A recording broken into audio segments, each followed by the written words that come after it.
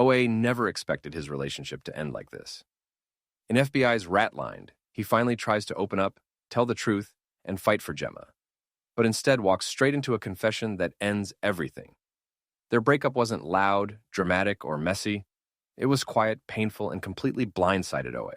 In today's video, we break down why Gemma drifted away, how OA's silence and trauma played a part, and why fans are split between sympathy and frustration. Was this relationship doomed from the beginning, or did OA lose her the moment he shut down? Drop your thoughts below. Should OA have seen this coming, or did Gemma give up too easily? You know, when Gemma was first introduced as OA's new girlfriend, a lot of us didn't think this relationship would last. It felt mismatched. The energy felt off.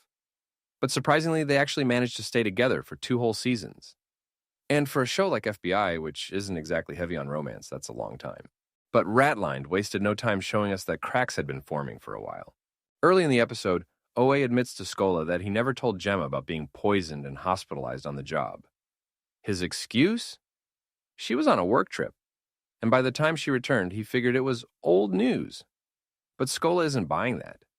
He straight up tells OA that if this happened to Nina, she would have wanted to know immediately, because that's what partners do. But OA pushes back. He says it's different because Nina's also an agent and Gemma isn't.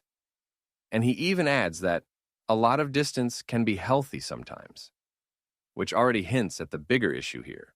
OA wasn't letting Gemma in. Then comes the awkward moment when OA realizes that Gemma and Maggie actually text, and Gemma is so used to OA canceling plans that she just assumes he'll bail on dinner again. That's when Maggie steps in like the wise big sister of the team, reminding OA that relationships and this job rarely mix. But what he and Gemma have been through is unique, and if he wants her, he has to stop keeping her at arm's length. So OA listens. He goes to dinner ready to open up, ready to tell her the truth. And honestly, it's one of the most vulnerable speeches we've ever seen him give. He admits he's been pushing her away since she was shot. He says he was scared the cost of being with him was too high, and he tells her, "I love you and I don't want to shut you out anymore." But before he can finish, Gemma cuts him off, and then drops the bomb. She's been emotionally involved with someone else, a client, someone who's been open with her in ways she felt OA wasn't.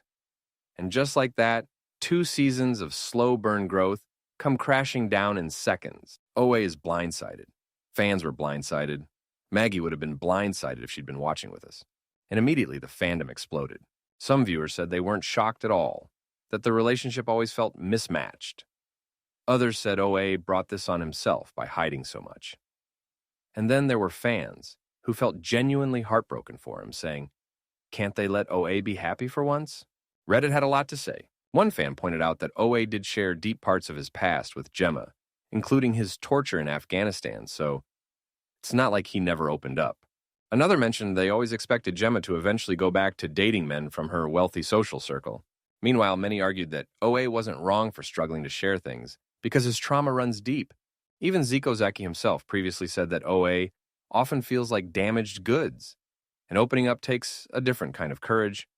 And that vulnerability isn't just about facing terrorists. Sometimes it's about facing your own emotions. But regardless of which side you're on, one thing is undeniable. OA is shattered. The look on his face when Gemma told him, that was a man who thought he was finally ready to let someone in, only to find out she had already walked out emotionally. And hun,